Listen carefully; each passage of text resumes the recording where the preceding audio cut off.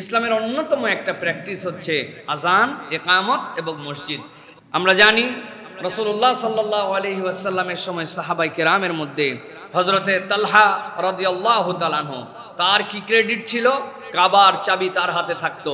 হযরতে আব্বাস রাদিয়াল্লাহু তাআলার ক্রেডিট কি ছিল? তিনি মক্কার লোকদেরকে পানি পান করাতেন, যারা খানায় কাবায় আসতো তাদেরকে পানি খাওয়াতেন। বিরাট সম্মান। আল্লাহ রাব্বুল আলামিন কোরআনে তাদের সম্মানের কথা বলেছেন। আল্লাহ বলেছেন লিইলাফি কুরাইশ ইলাফিহিম রিহলাতাশ শিতাই ওয়াস সাইফ। তুমি শীতেও যাও, গরমেও যাও, সবার কাফেলা আক্রমণ করে, তোমার নিরাপত্তা কে জন্য দেয়? কে দেয়? আল্লাহ রাব্বুল আলামিন বলছেন তুমি যে কাবা ঘরে পানি খাওয়াতে, এই গুণগানের কারণে আল্লাহ রাব্বুল আলামিন বলেছেন যে তোমাদেরকে নিরাপত্তা দিত, মানুষজন তোমাদেরকে সম্মান করত। ওই গ্রুপের লিডার হযরতে আব্বাস রাদিয়াল্লাহু তাআলা। হযরত আলী রাদিয়াল্লাহু তাআলার ক্রেডিট কি ছিল? তিনি তরুণ বয়সের মুসলমান, বলা হয় তিনি প্রথম সালাত আদায়কারী মুসলমান। তিনি হচ্ছেন এমন ব্যক্তিত্ব যিনি প্রথম ইসলামের জন্য মল্লযুদ্ধে, প্রথম যুদ্ধ বদরের যুদ্ধে প্রথম তিনি তলোয়ার নিয়ে আগায় গিয়েছিলেন। যুদ্ধ অনেক হবে কিন্তু আলীর আগে আর কেউ যেতে পারবে না, কাররামাল্লাহু ওয়াজহাহু। তাদের কত ক্রেডিট! এই ক্রেডিটগুলা মানুষ তো তারা কম বেশি বলতেন। আল্লাহ রাব্বুল আলামিন এই ক্রেডিটগুলাকে একবার খণ্ডন করলেন। করে কি আল্লাহ রাব্বুল আলামিন বললেন? আল্লাহ রাব্বুল আলামিন বললেন দুনিয়ায় বিভিন্ন জনের বিভিন্ন ক্রেডিট থাকবে, আল্লাহর ঘর কেন্দ্রিক অনেক কাজ, অনেক অ্যাক্টিভিটিস থাকবে, কিন্তু আল্লাহ রাব্বুল আলামিন বললেন দুনিয়ার বুকে এমন কতগুলা মানুষ থাকবে, আল্লাহ বলছেন আমি তাদের ব্যাপারে বলতেছি, আশা করা যাচ্ছে এরা হেদায়েতের রাস্তার উপরে থাকবে। এই হেদায়েতের রাস্তার উপরে যারা থাকবে তাদের ন্যূনতম 4টা গুণাগুণ থাকবে। আল্লাহ রাব্বুল আলামিন বলছেন ইন্নামা ইয়ামুরু মাসাজিদাল্লাহি মান আমানা বিল্লাহি ওয়াল ইয়াউমিল আখির ওয়া আকামাস সালাহ।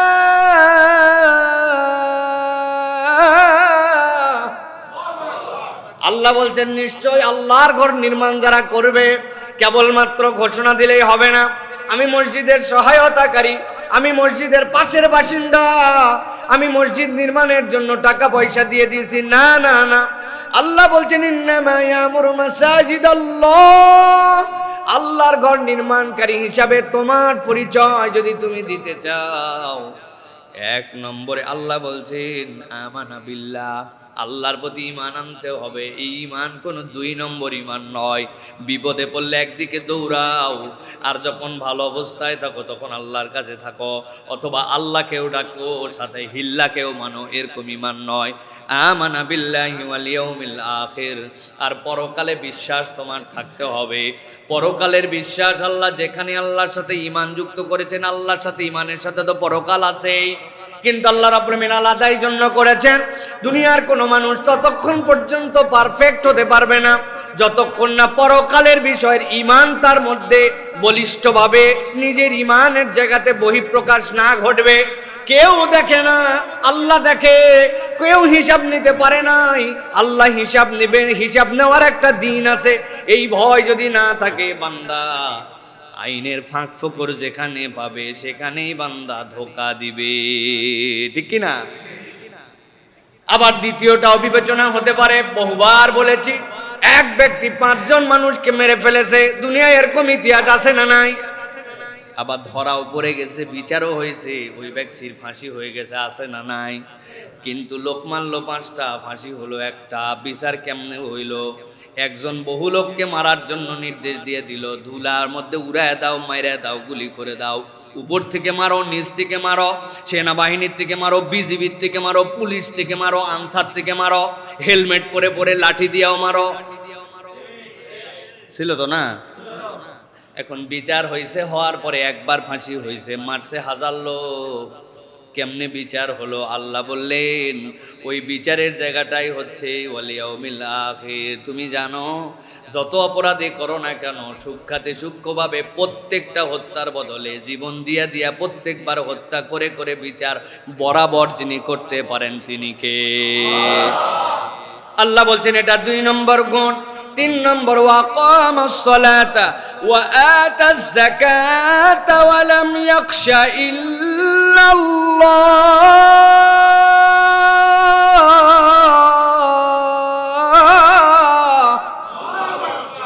আল্লাহ বলছেন আর 3 নম্বর গুনাহগণ, আমি সম্পদ দিছি মানে বেটা সম্পদের সব মালিক তুই হয়ে যাস নাই। আমি আল্লাহ তোকে সম্পদ দিলাম, ওই সম্পদ থেকে আল্লাহর যে অংশ আছে ওইটুকুকে তুমি আল্লাহর জন্য ব্যয় করে দাও। ওয়াতাজ যাকাত। আর আল্লাহ সর্বশেষ বলছেন ওয়ালাম ইয়াখশা ইল্লাল্লাহ, আল্লাহ ছাড়া কাউকে ভয় করে না। আল্লাহ বলছেন এই গুণ আছে যার, আল্লাহর ঘর নির্মাণ করার যোগ্যতা আছে তার। সুবহানাল্লাহ। আল্লাহ রাব্বুল আলামিন সাথে সাথে বলছেন যাদের মধ্যে এই 4টা গুণ পাওয়া যাবে আর আল্লাহর ঘর নির্মাণকারী দলের মধ্যে নিজে থেকে অন্তর্ভুক্ত করে নেবে, আল্লাহ রাব্বুল আলামিন নিজেই বলছেন ফাসা উলাইকা ইয়াকুনু মিনাল মুহতাদিন।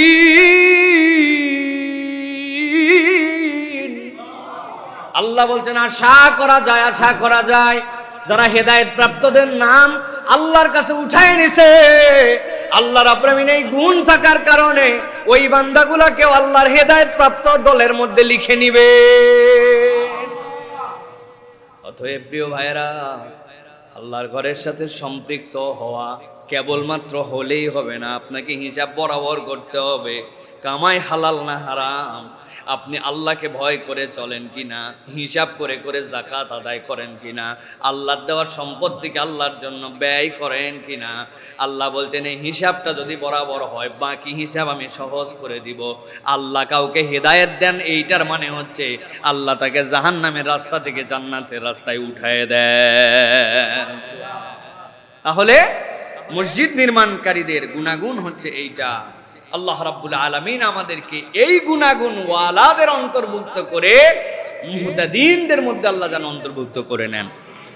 প্রিয় ভাইয়েরা, নবী করিম সাল্লাল্লাহু আলাইহি সাল্লাম বলছেন 2টা বিষয় যদি মানুষ জানতো তাহলে তাদের মধ্যে লটারি করা লাগতো। লটারি ছাড়া এই ফায়সালা কখনো করা সম্ভব ছিল না। 2টো বিষয়, তার কি রিওয়ার্ড, তার কি ফজিলত জেনে ফেললে লটারি করা লাগতো। নবীজি বলছেন লাউ ইয়ালামুন নাস মা ফিন নিদা ওয়াসফিল আউয়াল। আল্লাহ নবী সাল্লাল্লাহু আলাইহি ওয়াসাল্লাম বলছেন কেউ যদি জানতো এই যে আজান, এই যে ডাক, এই ডাকের মধ্যে কি আছে আর প্রথম কাতারে দাঁড়ানোর মধ্যে কি আছে, নবীজি বলছেন সুম্মা লাম ইয়াজিদু ইল্লা আন ইয়াস্তাহিমু লাস্তাহামু আলাইহি। নবীজি বলছেন আজানে কি আছে আর তোমাদের প্রথম কাতারে কি আছে, এই 2টার ফজিলত জানালাম না, যদি জানতে লটারি করা লাগতো। শুক্রবার প্রত্যেক দিন আপনি পাইছেন কি সামনের কাতারে বসবেন, মানে ইয়ার কি ডু এই মসজিদ বানানোর ক্ষেত্রে আমারও অবদান আছে, আমিও বসবো, আপনি সরেন, আমি তো সরতাম না। পরে লটারি করে যার নাম উঠবে তারে সামনে বসানো লাগতো। আল্লাহ নবী সাল্লাল্লাহু আলাইহি ওয়াসাল্লাম বলছেন এই আজানের মধ্যে যে ফজিলত আর এই প্রথম কাতারে বসার মধ্যে ফজিলত। 1 শ্রেণীর মুসল্লি আমাদের তৈরি হয়েছে জীবনেও সামনের কাতারে আসে না, ঠিক কিনা ভাই? উনাদের নাম দিছি আমি 101টার মুসল্লি। কয়টার মুসল্লি? 101টা। তাও ঘড়ি দেখে আসে, ঘড়ি দেখে আসার পরে 2-1 মিনিট এগিয়ে দিয়ে গেলে বিরক্ত হয়। আবার বাহিরে আবার অনেক ইম্পর্টেন্ট কাজ থাকে, বিভিন্ন স্ক্রলিং, উপরে ঠেলা, নিচে ঠেলা, ডানে ঠেলা, বামে ঠেলা, আলোচনা বিশ্বকাপটা কিভাবে এই দলের থেকে কারিয়ে নেওয়া হলো, এদিকে আলোচনা হচ্ছে, ওদিকে বিশ্বকাপের ব্যস্ততা আছে, ওইদিকে বিভিন্ন আন্দোলন নিয়ে ব্যস্ততা আছে, বিভিন্ন মতামত, দুনিয়ার সাবজেক্ট সব শেষ। মুয়াজ্জিন সাহেব কত কামাতিস সালাহ, উনি তখন শিশুর কাটে দেয় দৌড়, 1 জুতা মসজিদের ভিতরে আর একটা বাইরে। আহা, এই মুসলমান হওয়া খুব একটা ভালো সাইন না প্রিয় ভাইয়েরা। অনেক দূরের মুসল্লি সকাল 9:30টায় এসে হাজির হয়ে যায়, আর বাড়ির কাছের মুসল্লি একামত শোনার পরেও আসে না। একদিন আগে জুমা পড়াই ফেলছিলাম, এই মসজিদে গন্ডগোল লেগে গেছিল, সময় দিচ্ছে না তখন। আপনি সময় তো আজানের পর থেকে, আল্লাহ বলছেন ইজা নুদিয়া লিসসালাতি মিন ইয়াউমিল জুমআ ফাসাউ ইলা যিকরিল্লাহ, দৌড় দিয়ে আসবে, হাঁটবিও না। 10 মিনিটের জন্য গন্ডগোল, কমিটি খাইয়ে ফেলবে, খতিব খাইয়ে ফেলবে। চিন্তা করছেন একজনে বাজার গরম করে দিছে 10 মিনিট আগের নামাজে। এরকম নামাজ আমার মাঝে মাঝে পড়ার ইচ্ছা।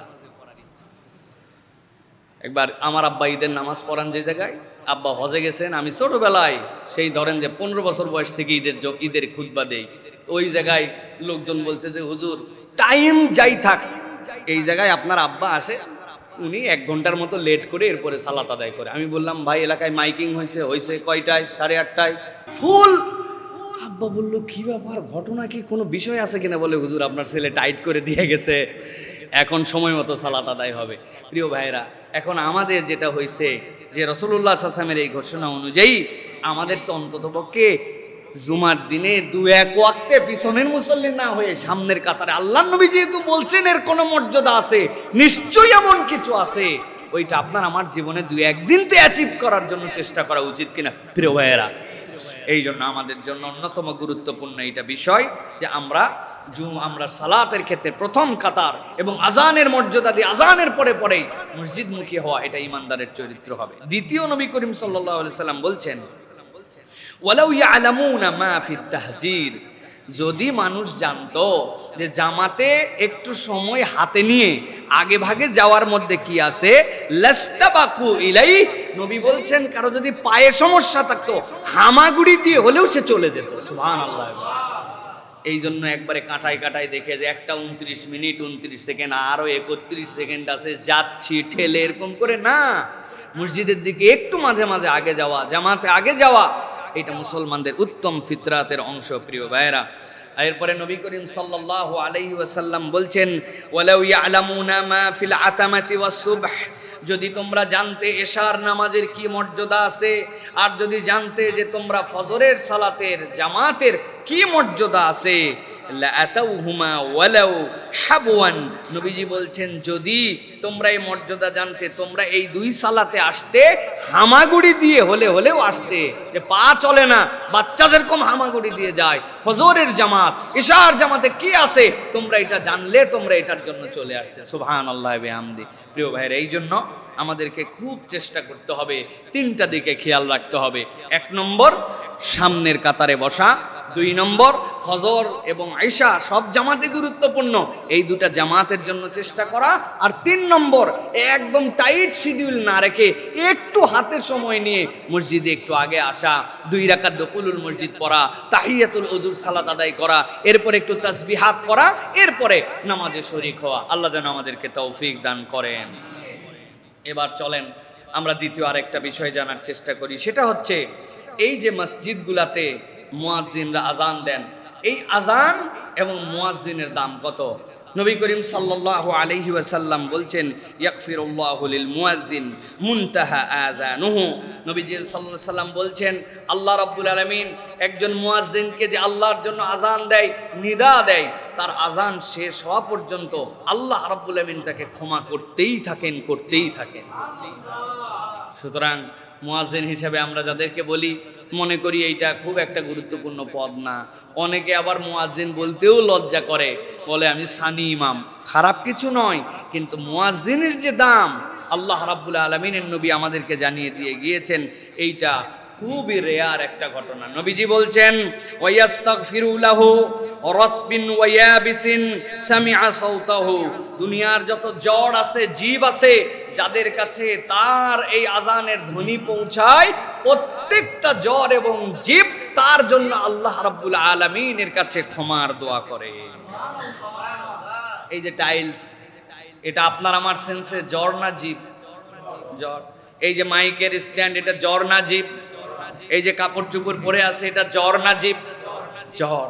জীব তো দেখতেছি, মশা মাছি এইগুলা, কিন্তু আল্লাহ নবী বলছেন তুমি জানো না, ইউসাব্বিহু লিল্লাহি মা ফিস সামাওয়াতি ওয়া মা ফিল আরদ, আসমান জমিনে যা আছে, এর ভিতরে যা আছে, তোমার মেক সেন্সে তুমি বলতেছো জ্বর, আল্লাহর কাছে তার একটা ভিন্ন হাইসিয়ত আছে।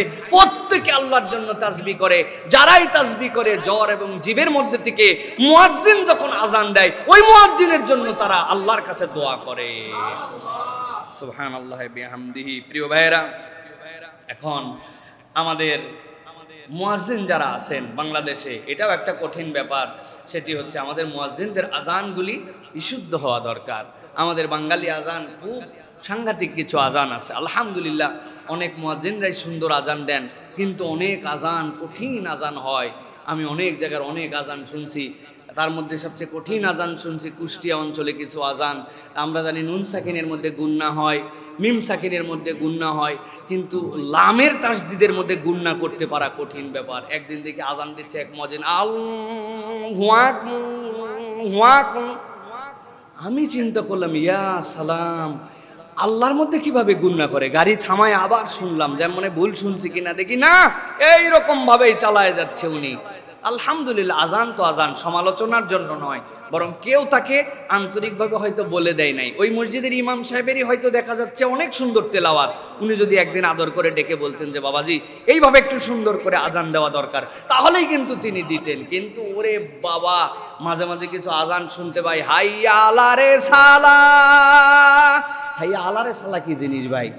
আছে কিন্তু এরকম মুয়াজ্জিন, উনাকে কেউ একদিন আদর করে বলে নাই, অথবা এই চাকরিটাকে এমন একটা লেভেলে নিছে যে ভালো পারে সেই জায়গায় যায় না, কারণ মুয়াজ্জিন সাহেবের এমন একটা বেতন তাকে দেওয়া হয়, এইটা ফকির মিসকিনও নিতে লজ্জাবোধ করবে হয়তো, অথচ সেই বেচারি হয়তো দায়িত্ব পালন করে যাচ্ছেন, কারণ এটা তো কোনো মর্যাদা নেই, এটার কোনো দাম নাই। অথচ আল্লাহ রসুল বলতেছেন এর থেকে সম্মানিত কোনো দায়িত্ব নাই। সুবহানাল্লাহ।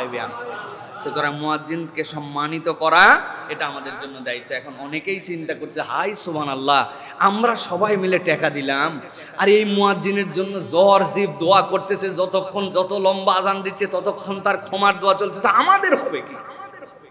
ঠিক সাহাবায়ে কেরাম নবী করিম সাল্লাল্লাহু আলাইহি ওয়াসাল্লামের কাছে এইরকমই একটা অ্যাপ্রোচ করেছেন, ইয়া রাসূলুল্লাহ, আমরা তো সবাই মুয়াজ্জিন না, তাহলে এখন আমরা এই সওয়াব কেমনে পাবো? দুই একদিন নয় শখ করে আজান দেওয়া যায়, কিন্তু আমরা তো মুয়াজ্জিন না। নবী করিম সাল্লাল্লাহু আলাইহি সাল্লাম বললেন, ডোন্ট ওয়ারি, টেনশন করো না।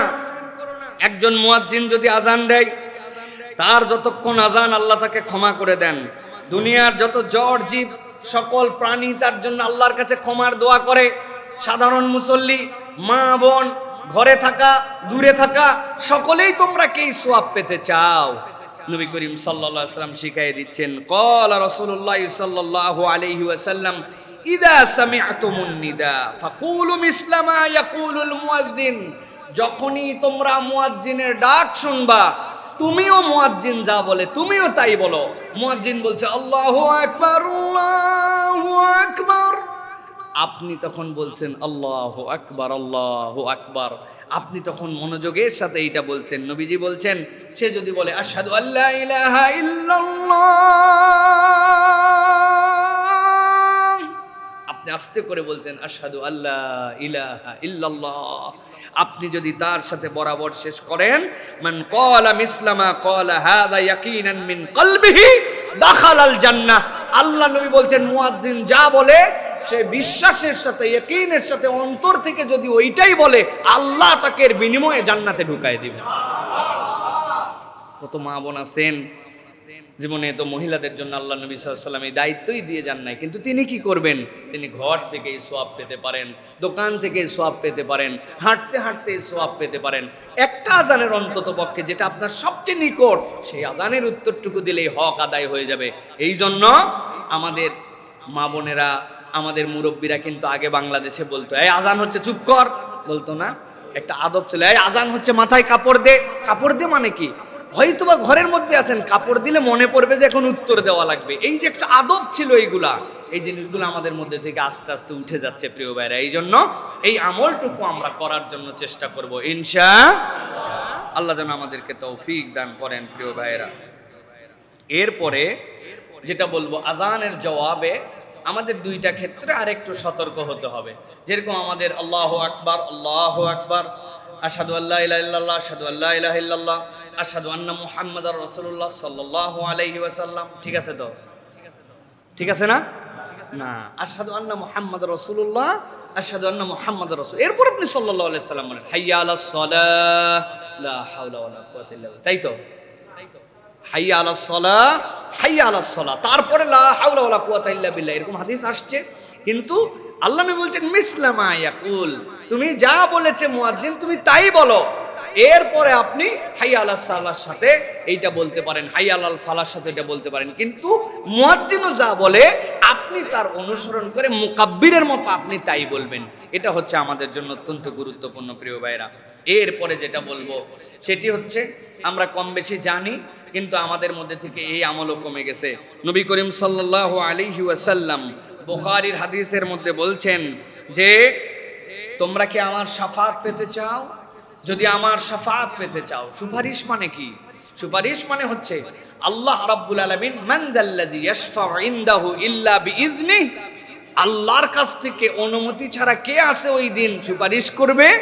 নবী করিম সাল্লাল্লাহু আলাইহি ওয়াসাল্লাম সিজদায় পড়ে যাবেন। আল্লাহ ডাক দিয়ে বলবেন, ইরফা রাসাকা ইয়া হাবিবি ইয়া মুহাম্মদ, আপনার মাথা ওঠেন। এরপরে আপনি সুপারিশ করেন, পারমিশন দেওয়া হলো। আপনি যার জন্য সুপারিশ করবেন আল্লাহ তার সুপারিশ গ্রহণ করবেন। সুবহানাল্লাহ। ভুল বোঝার কোনো কারণ নাই। নবীজি নিজের ইচ্ছায় সুপারিশ করবেন না, আল্লাহ তাকে পারমিশন দিবেন। কিন্তু নবীজি বলছেন, আমার সুপারিশটা কি পেতে চাও? মান ক্বালা হিনা ইয়াসমাউন নিদা, যখন আজান হয়ে গেল এরপরে ওই ব্যক্তিটা আল্লাহর কাছে যদি এই কয়টা কথা বলে, আল্লাহুম্মা রাব্বা হাযিহিদ দাওয়াতিত তাম্মাহ, এই পূর্ণ যে আহ্বান এটার মালিক তো তুমি আল্লাহ, ওয়াস সালাতিল কায়িমা আতি মুহাম্মাদানিল ওয়াসিলাতা ওয়াল ফাদিলা, আল্লাহ মুহাম্মদ সাল্লাল্লাহু আলাইহি ওয়াসাল্লামকে আপনার নৈকট্য দান করেন, আপনি তাকে মর্যাদা দান করেন। ওয়া বা'আথহু মাকামান মাহমুদানিল্লাযী ওয়া'আদতা, আপনি যে ওয়াদা করেছেন নবীকে মাকামে মাহমুদ দিবেন, এটা যে কি মর্যাদা আল্লাহ গোপন করে রেখেছেন। কেউ কেউ বলেছেন এটার একটা মর্যাদা হবে এইটা, আল্লাহ রাব্বুল আলামিন হাসরের ময়দানে যেরকম সবাইকে তার সামনে দেখতে পাবেন, নবীজিকে এমন জায়গায় বসাবেন তিনিও তার সকল উম্মতকে সামনে দেখতে পাবেন। আল্লাহ নবী বলছেন এই দোয়াটা যদি করো, আল্লাহুম্মা রাব্বা হাযিহিদ দাওয়া আত-তাম্মা ওয়াস-সালাতিল কায়িমা আতি মুহাম্মাদানিল ওয়াসিলা ওয়াল ফাযিলা ওয়াদ-দারাজাতার রাফিআ ওয়া বা'আথহু মাকামান মাহমুদানিল্লাযী ওয়া'আদতা, আল্লাহ নবী সাল্লাল্লাহু আলাইহি ওয়াসাল্লাম বলছেন হাল্লাত লাহু শাফাআতি ইয়াউমাল কিয়ামাহ, এই দোয়া যদি কেউ করে কিয়ামতের দিনে তার জন্য সুপারিশ করা আমার উপরে হালাল হয়ে গেল। সুতরাং সালাতের পরে এই দোয়া শিখবো এবং করার জন্য চেষ্টা করব। পারবো তো ইনশাআল্লাহ? এর আগে দরুদ শরীফ পড়া, পরে দরুদ শরীফ পড়া, এর সাথে এটাও আমাদের সালাফদের আমলের থেকে এসেছে। সুতরাং চলতে ফিরতে কত আমল আমাদের মধ্যে আছে যেগুলো আমাদের মধ্যে একসময় ছিল, এখন আমাদের ব্যস্ততার মধ্যে আর নাই। অবশ্য সকলের তো আবার নবীজির সুপারিশ যে লাগবে এরকম প্রয়োজনও নাই। সবার কি লাগবে নাকি ভাই? ঠেকা আছে নাকি সবার? আমাদের যে পরিমাণ আমল লাখ লাখ সেই সব দিয়া পার করে ফেলবো, একদম উষ্টায় ফেলবো মনে করতেছে, এত সোজা না। আল্লাহর রহমত আর রাসূলুল্লাহ সাল্লাল্লাহু আলাইহি ওয়াসাল্লামের শাফাআত, এই দুইটা সমন্বয় যখন হবে ওই বান্দার ঘোষণা তখন লেখা হয়ে যাবে, ওমান যুহজিহা আনিন নার ওয়া উদখিলাল জান্নাতা ফাকাদ ফাজ, এই ব্যক্তিকে জাহান্নাম থেকে নিষ্কৃতি দিয়ে দেওয়া হলো, জান্নাতে যাওয়ার পারমিশন দেওয়া হলো। ওই দিন বলতে পারবো এনাফ, আলহামদুলিল্লাহ। সুতরাং এই জন্য এই সালাতের পরের দোয়াটা আমাদের জন্য বেশি বেশি, আজানের পরের দোয়াটা আমাদের জন্য বলতে হবে। প্রিয় ভাইরা, আমরা আজানের দোয়ার মধ্যে ইন্নাকা লা তুখলিফুল মিয়াদ একটা বলি না, এটা কিন্তু হাদিসের অংশের মধ্যে নাই। নিশ্চয় তুমি প্রতিশ্রুতির ব্যতিক্রম করো না, এইটা আমাদের নিজেদের ক্রিয়েট করা। সুতরাং এইটা আমাদের না বলা ভালো। এইটা গেল আমাদের বিষয়। এবার চলেন, আজান হলো, ইকামত যেটা হয় মসজিদে, ইকামতের দামটা কত? একামতের মূল্যায়ন কি? একামতটাকে আল্লাহ রাসূল সাল্লাল্লাহু আলাইহি ওয়াসাল্লাম কিভাবে মূল্যায়িত করেছেন? হযরত আব্দুল্লাহ ইবনে মাসউদ রাদিয়াল্লাহু তাআলা আনহু বললেন, রাসূল সাল্লাল্লাহু আলাইহি ওয়াসাল্লাম আমাদেরকে বললেন যে মুয়াজ্জিন যে পরিমাণ আজান দেয়, এই আজানে তো তার মর্যাদা অনেক উপরে চলে যায়। আমরা তো আজান দিতে পারি না, তাহলে আমাদের মর্যাদার জন্য কি হবে? হযরতে আব্দুল্লাহ ইবনে মাসউদ রাদিয়াল্লাহু তাআলা আনহু বলতেছেন যে রাসূলুল্লাহ সাল্লাল্লাহু আলাইহি ওয়াসাল্লাম আমাদেরকে বললেন, কুল কামা ইয়াকুলুনা ফাইজা ইনতাহিতা ফাসাল তুতাহ। আল্লাহ নবী বললেন, আজান দিয়ে ফেলছে তো ঠিক আছে, ও তো প্রধান আজানদাতা, তোমরা সাথে সাথে উত্তর দিছো, এখন তার আজান শেষ হয়ে গেছে। আল্লাহ নবী করিম সাল্লাল্লাহু আলাইহি ওয়াসাল্লাম বলেন, এখন তোমাদের জন্য একটা সুযোগ হচ্ছে, এই আজানের পরে যে একামত, একামতের আগ পর্যন্ত তোমরা আল্লাহ রাসূল সাল্লাল্লাহু আলাইহি ওয়াসাল্লাম বলছেন ফাসাল, আল্লাহর কাছে চাও, তো তাহু, তোমাকে যা চাইবে আল্লাহ তাই দিবেন। এই জন্য বাইনাল আযানি ওয়াল ইকামা, এইটা হচ্ছে ইমানদারদের জন্য দোয়া কবুলের যতগুলো অপরচুনিটিস, এটা হচ্ছে তার জন্য অন্যতম গুরুত্বপূর্ণ। বিশেষ করে তালিবুল ইলম যারা, তাদের জন্য এটা ভেরি ইম্পর্টেন্ট টাইম। একদম কায় মনোবাক্যে, কোনো ওয়াক্তে দাঁড়ায়া, কোনো ওয়াক্তে বসে, কোনো কথা নাই, 5-7 মিনিট সময় নিয়ে এটার জন্য আল্লাহর কাছে দোয়া চাইতে হবে। প্রিয় ভাইরা, কেননা আল্লাহ রাব্বুল আলামিন, নবী করিম সাল্লাল্লাহু আলাইহি ওয়াসাল্লাম তিরমিজির মধ্যে আসছে, লা ইউরাদ্দু দুআ ওয়া ফি রিওয়ায়াতিন আদ-দাওয়াতু বাইনাল আযানি ওয়াল ইকামা ফাদউ। আল্লাহ নবী বলছেন, তোমাদের দোয়া ফেরত দেওয়া হয় না, আজান এবং একামতের মধ্যে। অতএব আমি নবী নির্দেশ দিলাম, আল্লাহর কাছে চাও রে বান্দা, আল্লাহর কাছে চাও। সুবহানাল্লাহ বিহামদি। তাহলে দোয়া কবুলের অন্যতম সময় কোনটা? আজান এবং একামতের এই সময়টুকু। আমরা অনেক সময় মসজিদে আগে ভাগে আসি, আসার পরে তেমন কোনো কাজ থাকে না, বসে থাকি, আর মাঝে মাঝে মাথা তুলে 26 সেকেন্ড, আবার খানিকক্ষণ পরে 3 সেকেন্ড। মুয়াজ্জিন সাহেব আসতে হয়তো 10 সেকেন্ড লেট করছে, মসজিদে খাঁকার দেওয়া, কি ব্যাপার হুজুর, ডিজিটাল করি, ডিজিটাল টাইম আসেন না, 10 সেকেন্ড।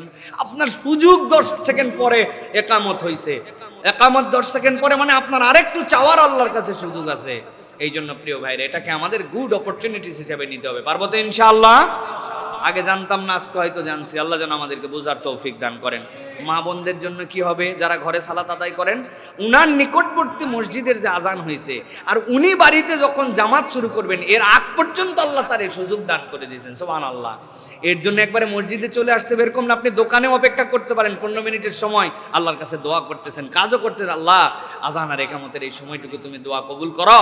রব্বুল আলামিন, তুমি আমার এই হাজতগুলো পূরণ করে দাও, আমার অভাব দূর করে দাও, আমার এই ঋণটা মিটায় দাও, আমার বাচ্চা কাচ্চা কথা শোনেন আল্লাহ, কথা শোনার ব্যবস্থা করে দাও, আমার আব্বা আম্মার হায়াত দারাজ করে দাও আল্লাহ, আমার জীবনে হেদায়েত নসিব করে দাও, তোমার দ্বীনের জন্য আমার দিলকে তুমি আল্লাহ সাবেত করে দাও আল্লাহ, এর উপর ইস্তেকামত দান করো।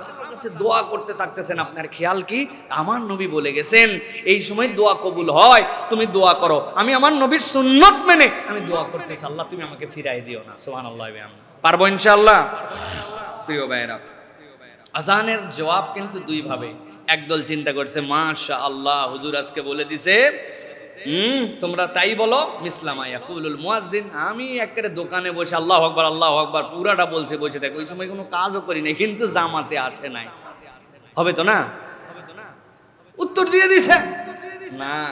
আজানের উত্তর দুই ভাবে, একটা মুখে আর একটা ফিজিক্যালি জামাতে শরীক হওয়ার মাধ্যমে। প্রিয় ভাইরা, এরপরে যেটা বলবো প্রিয় ভাইরা, মসজিদ নির্মাণ এবং মসজিদের কল্যাণের সাথে জড়িত হওয়া, এইটার ফজিলত কি আমরা কম বেশি জানি।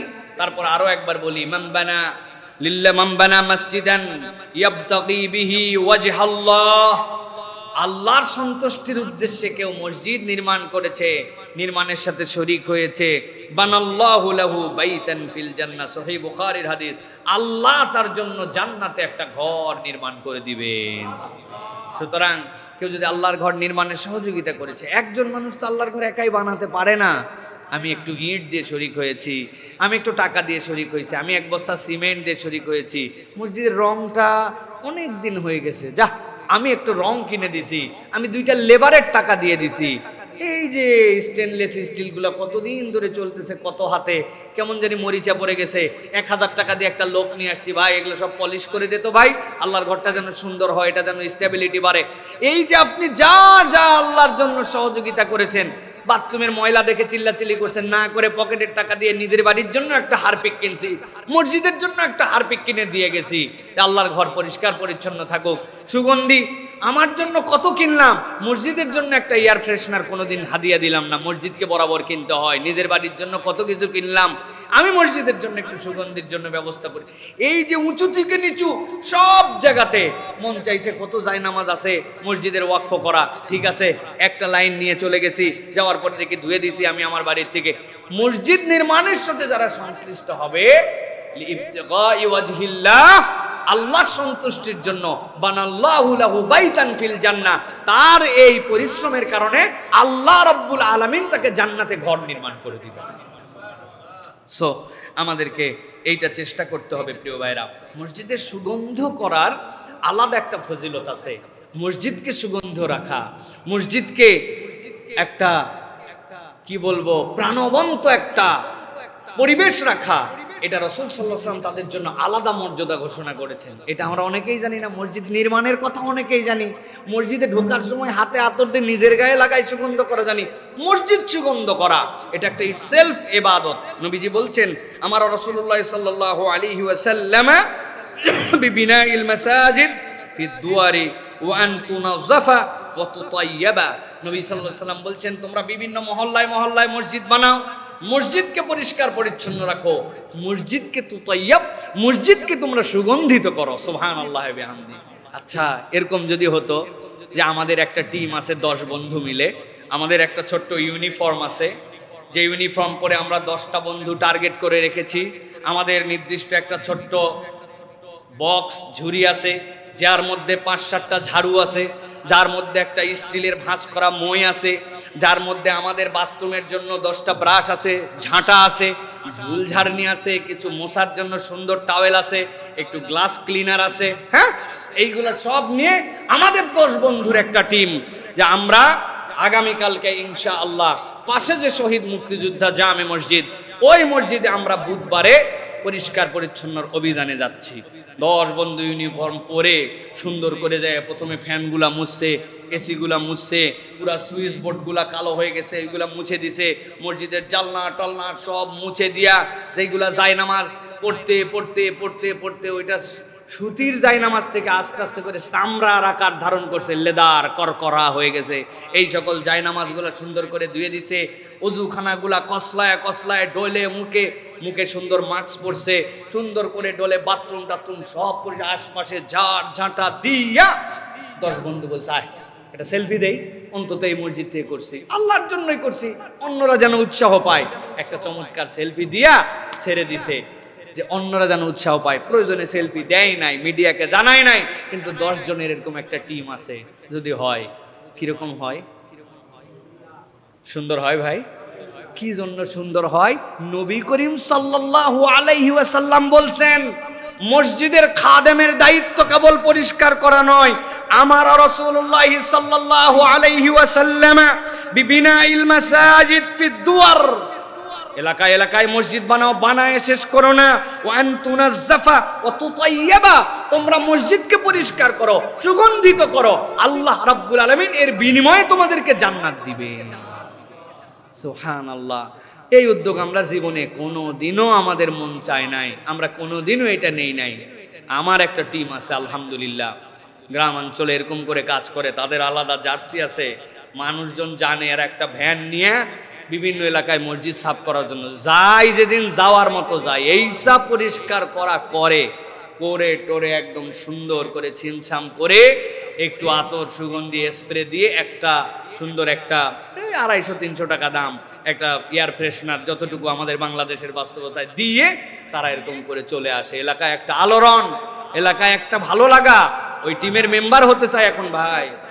ওই মসজিদে সাফ করার সময় আমাকে নেন নিয়াম, বেশি লোক হলে তো গেজাগেজি হয়ে যায়। ওই জন্য আগে তুমি বিগত 7 দিন ফজরের নামাজ পড়ছো কিনা? বাবা, মসজিদ সাফ করার পার্টির মধ্যে নাম লাগাইছো, নামাজ পড়ে না, এই গ্রুপ হবে না। আগে 7 দিনের রিপোর্ট দে, ফজরে আসছি, তাহলে আগামী সপ্তাহে চান্স পাবি। আলহামদুলিল্লাহ, এরকম করে কিছু কাজ হচ্ছে। আপনারাও এরকম করে উদ্যোগ নিতে পারেন। মন চায় না ভাই? এখানে তো খুব চাই পরে যায় নাই আর কোনো খবর নাই, লোক নাই। বলছিলাম দোস্তদেরকে, রাখ, হুজুর আছে ওই জায়গায় 200 টাকা দিয়ে দে, হুজুর সাফ করে দিবে। হ্যাঁ ভাই, হুজুর সাফ করলে হলো? এটা না, আমাদের মনের মধ্যে থেকে একদিন তৃপ্তি বৃদ্ধি করতে হবে। আমরা একদিন করলাম, আল্লাহ যেন আমাদেরকে তৌফিক দান করেন। প্রিয় ভাইরা, এরপরে যেটা আপনাদের জন্য বলবো সেটা হচ্ছে, নবী করিম সাল্লাল্লাহু আলাইহি ওয়াসাল্লাম একটা বিষয়ে গর্ব করতে নিষেধ করেছেন। সেটা কি? যে মসজিদ নিয়ে যেন তোমরা গর্ব করো না। হ্যাঁ, মসজিদের গর্বটাকে, আমাদের মসজিদের মতো মসজিদ হয় না, ওয়াটে ডেকোরেশন, টাইলস দেখে আসিস, কি কার্পেটে নামাজ পড়িস, কপালে ঘষা লাগে, আমাদেরটা তুলার মতো। মসজিদের টাইলসের গর্ব, মসজিদের উমুক। এই জন্য আমাদের ফুরফুরার হুজুর উনি বলতেন একটা কথা, যে আজকের মসজিদ হয়ে গেছে চকচকা, আর মুসল্লি হয়ে গেছে ঘোলা। ফতুয়া জানতে চাই, হুজুর টাইলসে যদি নিজের চেহারা দেখা যায় নামাজ হবে? মানে এমন চকচকা টাইলস দিছে, কিন্তু মুসল্লি কিরকম ঘোলা। এই 1 সপ্তাহ কোনোদিন ফজরের নামাজ পড়েনি, জুম্মার দিন আইছে। আছে না নাই? কারা কারা হাত তোলেন? মাশাআল্লাহ, এই জায়গায় নাই। আলহামদুলিল্লাহ। প্রিয় ভাইরা, অতএব এই মসজিদ নিয়ে গর্ব করা, নবী করিম সাল্লাল্লাহু তাকুমুস সাআহ, ততক্ষণ পর্যন্ত কিয়ামত হবে না, হাত্তা ইয়াতাবাহান নাসু ফিল মাসাজিদ। মসজিদ নিয়ে গর্ব যখন করতে শুরু করবে, এটা আমাদের জন্য খুবই ভয়ঙ্কর। এই মসজিদ নিয়ে গর্বের দ্বিতীয় পাঠ, এলাকার বিখ্যাত সুদখোর বদমাইশ নম্বর 1, দাড়ি মজগোপ কিচ্ছু নাই, এলাকার অমুক পার্টির তমুক পার্টির উনি স্ট্যান্ডিং কমিটির সদস্য, মসজিদের সভাপতি।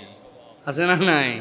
হ্যাঁ, নামাজ পড়েন 1 ওয়াক্ত জামাতের সাথে, কিন্তু উনি মসজিদ কমিটির দায়িত্বশীল। আছে না নাই?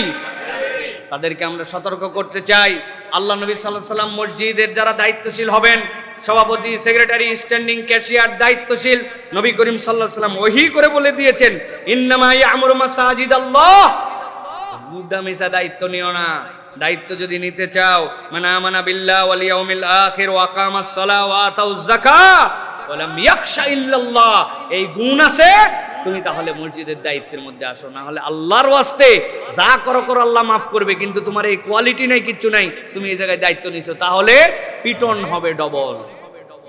কি বলছি মনে আছে তো? চোর চুরি করছিল, চোরের তো মায়ের আছেই, কিন্তু পুলিশের ড্রেস পরে চুরি করছে। হ্যাঁ, তাহলে মার এক পর্যায়ে হবে যে বদমাইশ, তুই পুলিশ না পুলিশের ড্রেস পরছিস। চুরির মায়ের তো আছে, ড্রেস পরারও মায়ের আছে, ঠিক কিনা? তো তুমি ভাই নামাজ কালাম না পড়ো, আল্লাহর কাছে মাপ নিতে পারবা, কিন্তু তুমি আবার ভুয়া ড্রেস লাগায় আর সভাপতি সেক্রেটারি আবার গল্প দেয়, আমি 3টি মসজিদের সভাপতি। এই সকল আগাইল্লা কাজ করতে কে বলছে? এই জন্য প্রত্যেক মসজিদের সভাপতিকে পাঞ্জাখানা মুসল্লি হতে হবে। এলাকায় বাড়ি হলে ফজরের নামাজ 40 দিন টানা জামাতে পড়া তার জন্য গুরুত্বপূর্ণ। যদি পারে সভাপতি, না হলে ইমাম সাহেব স্বয়ং সভাপতি। ঠিক আছে না? আল্লাহ যেন আমাদেরকে বুঝ দান করেন। প্রিয় ভাইয়েরা, এরপরে যেটা আপনাদের কাছে বলি প্রিয় ভাইয়েরা, মসজিদের কতগুলো বিধিনিষেধ আছে। আজকে শেষ পয়েন্ট এইটা, সেটি হচ্ছে মসজিদকে জুমার দিনে সুগন্ধিত আলাদা করা। এটার বিষয়ে হাদিসের নির্দেশনা আছে। হারানো কোনো বিষয়ের ঘোষণা দেওয়া যাবে না মসজিদে, নিষেধাজ্ঞা আছে। ক্রয় বিক্রয় মসজিদের ভিতরে চলবে না। শরীয়তের যে হুদুদ, এটাও মসজিদের ভিতরে বাস্তবায়ন করা যাবে না, হুদুদ মসজিদের বাহিরে বাস্তবায়ন হবে। সুন্দর পোশাক, সুগন্ধি লাগায় মসজিদে আসা, এটা দায়িত্ব। রসুন, অন্যান্য গন্ধ জিনিস যেগুলো খাওয়ার পরে দুর্গন্ধ লাগে, এইগুলা, মুখের তরকারি এমন গন্ধ, যেই গন্ধ, এই গন্ধ নিয়ে দুর্গন্ধ নিয়ে আসা যাবে না। তবে সিগারেট যারা খান তারা খেয়ে আসতে পারবেন। এটা তো পেঁয়াজ রসুনের সাথে নবী করিম সাল্লাল্লাহু আলাইহি ওয়াসাল্লাম তো সিগারেটের কথা বলে নাই, তাই না? আল্লাহ রাব্বুল আলামিন হেদায়েত দান করুক প্রিয় ভাইরা। এরপর আরেকটা জিনিস আছে, আপনি মোজা পরছেন, মোজা পরে এমন দুর্গন্ধ, আপনি আপনার গন্ধ খুঁজে পান না, কিন্তু আসার পরে জুতা খুলে ভিতরে ঢোকার পরে বাপরে বাপ, এইটা অনেক মানুষের মধ্যে আছে। বি কেয়ারফুল, নিজের জুতার গন্ধ নিজে কেউই চায় না, কিন্তু সতর্ক থাকি না আমরা। এটা কিন্তু খুবই গুরুত্বপূর্ণ আমাদের একটা বিষয়, এটা আমাদেরকে মনে রাখতে হবে প্রিয় ভাইরা। এরপরে মসজিদের আদবের মধ্যে 2 রাকাত সালাত না পড়ে মসজিদে না বসা। হযরত আবু হুরায়রা রাদিয়াল্লাহু তাআলা থেকে হাদিসের মধ্যে আসছে, আবু কাতাদা রাদিয়াল্লাহু তাআলা বলেছেন, মা মানাআকা আন তারকা রাকাতাইন ক্বাবলা আন তাজলিসা, তোমাকে কে নিষেধ করলো যে তোমার বসার আগে 2 রাকাত নামাজ না পড়ে তুমি মসজিদে এসে ধাপ করে বসে পড়লে? আমাদের অনেকে আছেন মসজিদে আগে এসে জামার হাতা টাতা ঠিক করার জন্য বসে চুল টুল ঠিক করে তারপরে উঠে দাঁড়ায় 2 রাকাত নামাজ পড়ে। নামাজ হবে, সওয়াবও হবে, কিন্তু মসজিদের তাহিয়া হিসাবে বসার আগে সালাত আদায় করা, এটা হচ্ছে সুন্নাহ। এই আমল আমাদের জন্য করা উচিত প্রিয় ভাইয়েরা। এরপরে যে বিষয়টি বলবো সেটি হচ্ছে প্রিয় ভাইয়েরা, আমাদের জন্য এই যে মসজিদে আমরা আসি, এই মসজিদে আসার পরে আমাদের জন্য আরেকটা আমল খুবই গুরুত্বপূর্ণ, সেটা হচ্ছে ওযু যদি আমরা করে থাকি তাহলে ওযুর পরে 2 রাকাত সালাত আদায় করা আর মসজিদের তাহিয়াটা দেওয়া। আমাদের মুসলমানের সাথে যদি মুসলমানের দেখা হয় তাহলে মুসলমানদের তাহিয়াটা কি বলেন তো ভাই? আসসালামু আলাইকুম ওয়া রাহমাতুল্লাহ। এখন মসজিদে আপনি ঢুকে কি মসজিদকে সালাম দিবেন? না। নবী আকরাম সাল্লাল্লাহু আলাইহি সাল্লাম বলেছেন, মসজিদে ঢুকে 2 রাকাত সালাত যদি কেউ আদায় করে তাহলে আল্লাহর ঘরকে সালাম দেওয়া হয়ে যায়। সুবহানাল্লাহ। তাহলে বসার আগে সালাত আদায় করে ফেলবেন। এখানে একটা ছোট্ট মাসালা আছে, আপনি ঢুকছেন, তাকায় দেখছেন 1:30টায় নামাজ, আর মাত্র 1 মিনিট আছে, তাহলে 2 রাকাত তো সালাত আমার আদায় করলে আমার ফরজের সাথে সম্পৃক্ত হওয়া কঠিন হবে। 40-50 সেকেন্ড একটু দাঁড়ায় থাকবেন, থেকে ইমামের সাথে আপনি সালাতে শরীক হয়ে যাবেন, আপনার ফরজও আদায় হবে, তাহিয়ার সওয়াব আপনার মধ্যে পেয়ে যাবেন ইনশাআল্লাহ। এটা আমাদের জন্য চেষ্টা করতে পারে। একটু যদি সময় থাকে তাহলে প্রত্যেক ওযুর পরে 2 রাকাত সালাত আদায় করা। রাসূল আরবি সাল্লাল্লাহু আলাইহি ওয়াসাল্লাম মিরাজের থেকে আসার পরে বেলাল রাদিয়াল্লাহু তাআলাকে জিজ্ঞাসা করেছিলেন, আল্লাহ আমাকে জান্নাতের ডেমনস্ট্রেশন দেখাইছে, বেলাল তুমি কেমনে হাঁটো আমি জানি, তোমার খরম চললে কেমন টকাস টকাস শব্দ হয়, এটা আমার মুখস্থ আছে, তোমার খরমের শব্দ কানে শুনে আসছি, কি করো বলো, কি করো বলো? ইয়া রাসূলুল্লাহ, আপনি যা বলেন তার বাইরে আমি কি করব? কিচ্ছুই করি না, না কিছু একটা করো। ইয়া রাসূলুল্লাহ, আমি যখনই ওযু করি চিন্তা করি, ওরে সুবহানাল্লাহ, আল্লাহ এই ছোট্ট আমল দ্বারা আমি ছিলাম নাপাক, আমাকে আল্লাহ পাক বানাই দিলেন। আমি নামাজের অনুপযুক্ত ছিলাম, আল্লাহ আমাকে নামাজের উপযুক্ত বানাই দিলেন। ইয়া রাসূলুল্লাহ, যখনই আমি ওযু করি তখনই আমি 2 রাকাত সালাত আদায় করে ফেলি। নবী করিম সাল্লাল্লাহু আলাইহি ওয়াসাল্লাম বলে, আল্লাহ তোমার এই আমল এত পছন্দ করে, দুনিয়ার বেলাল জান্নাতে যাওয়ার আগে তার পায়ের শব্দ আল্লাহ মুহাম্মদ সাল্লাল্লাহু আলাইহি ওয়াসাল্লামকে শোনায় দিয়েছেন। সুতরাং তাহিয়াতুল ওযু, তাহিয়াতুল মসজিদ, এইগুলো আমরা একটু বেশি বেশি করার জন্য চেষ্টা করব প্রিয় ভাইরা। আর মসজিদে ঢোকার ক্ষেত্রে দোয়াটা পরে মসজিদের মধ্যে ঢুকবো। বিসমিল্লাহ, আলহামদুলিল্লাহ, ওয়াসসালাতু ওয়াসসালামু আলা রাসূলিল্লাহ, আল্লাহুম্মা ইফতাহলি আবওয়াব রাহমাতিক। বিসমিল্লাহ বলেন, আলহামদুলিল্লাহ, ওয়াসসালাতু ওয়াসসালামু আলা রাসূলিল্লাহ, আল্লাহুম্মা ইফতাহলি আবওয়াবা। আল্লাহ, মসজিদের দরজা তো খোলা আছে, আমি ঢুকে যাচ্ছি, কিন্তু তুমি আমার জীবনে তোমার রহমতের দরজাটাও খুলে দাও। সুবহানাল্লাহি ওয়া বিহামদি। এই দোয়া করে আমরা মসজিদে প্রবেশ করার জন্য চেষ্টা করব। আল্লাহ যেন তৌফিক দান করেন প্রিয় ভাইরা।